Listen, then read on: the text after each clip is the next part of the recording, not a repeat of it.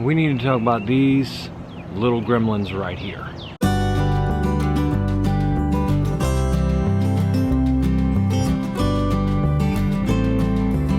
It's fast. I don't think I have enough battery.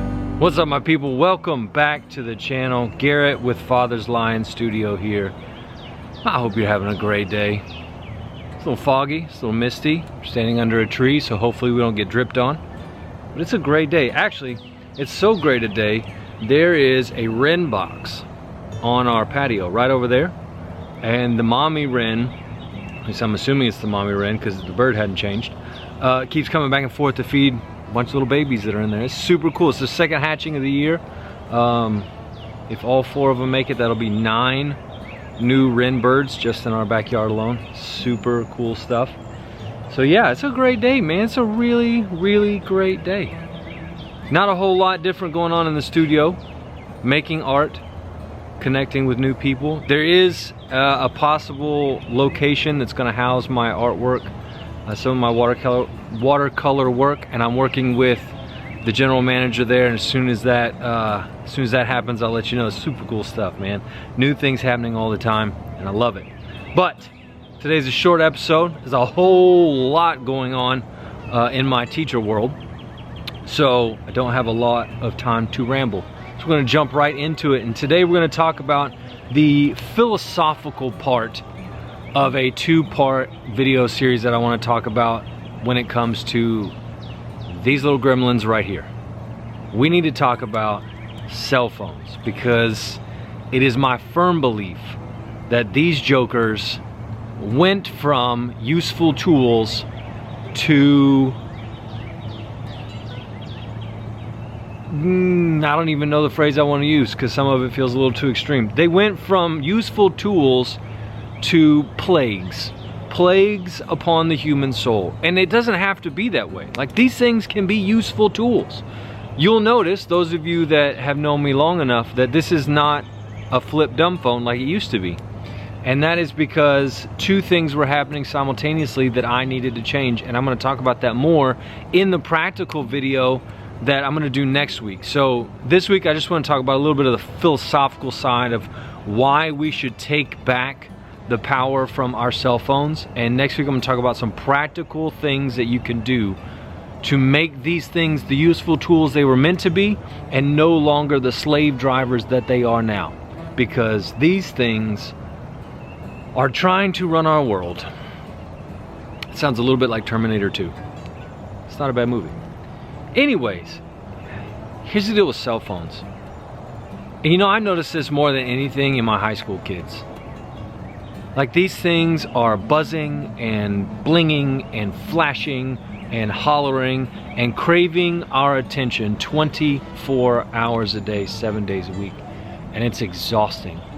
And I noticed this more than ever during Lent, when I gave up a lot of the internet things that I gave up.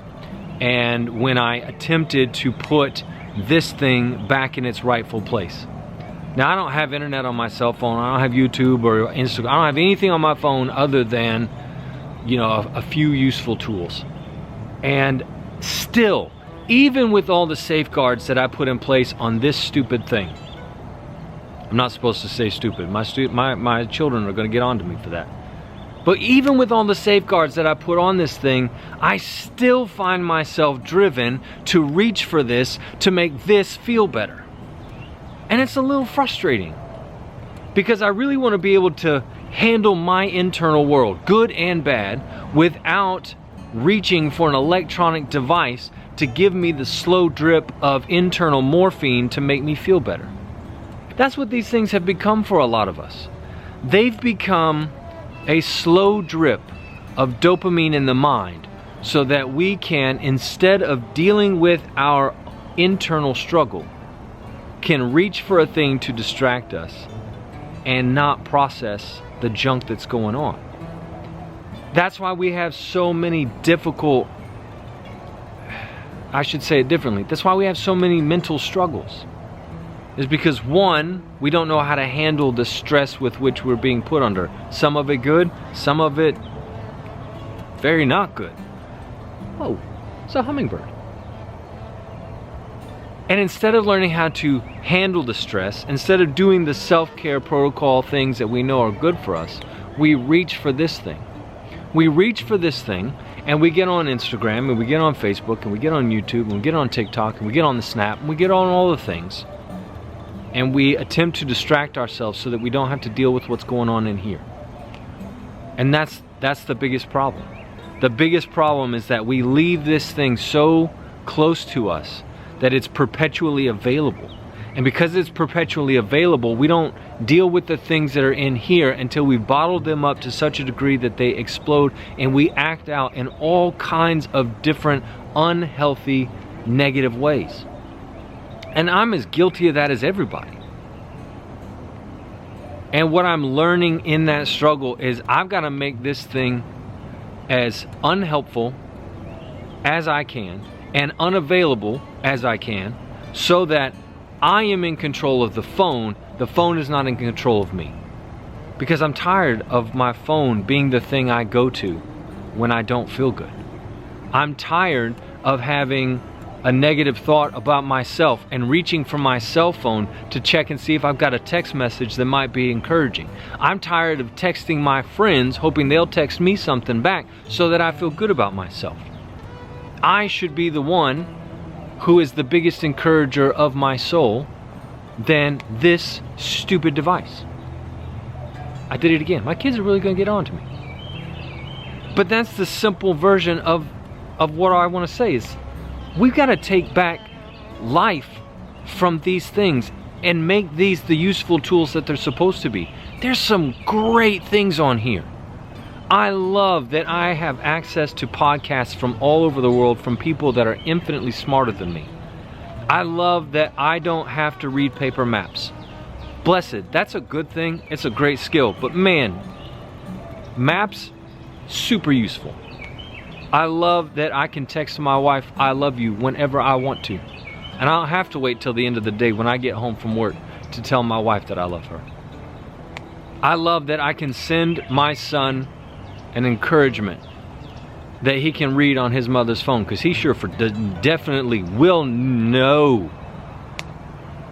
But I can do that. Some really good things about this little piece of technology. But for most of us, if we're honest, this is not a useful tool. It's a coping mechanism. It's a coping mechanism for the negative things that we think about ourselves. And all I want to do, at least in this video, is maybe wake us up to the reality that we're using this thing like a baby pacifier and not like the useful tool it's supposed to be. So next week I'm going to talk about like what are some practical things that you can do with this that will make it the tool it's supposed to be. But before we get to the practical, we at least have to wake up to the reality that, you know what, we need that video. I need that video. I need to go back to myself and be like, all right, man, what are we doing to make this thing less available and less nauseously addictive? So hopefully, maybe this helps you wake up at least a little bit to think about how you're using your phone. Like if that's all you did from now till the next video is think about, gosh, why am I reaching for my phone? What's going on in here right now that makes me reach for that?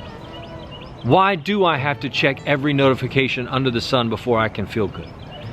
And if you'll start asking those questions, you'll realize that this thing has more power over you than maybe you want it to. And it would be worth figuring out how to stop that and how to do things different. That's all I want for you. For the next week, just pay attention. When do you reach for your phone and why? And then after that, we can talk about how to make this thing less of a pacifier and more of a tool. And from there, we can talk about how do we fix what's going on in here so that we don't even need this. That's a pretty cool journey to be on. So let's start with that. Thank you so much for watching. Thank you for being here. Thank you for tuning in week after week, watching the content. Make sure and like and subscribe and do all the algorithm things. And until I see you next time, keep climbing.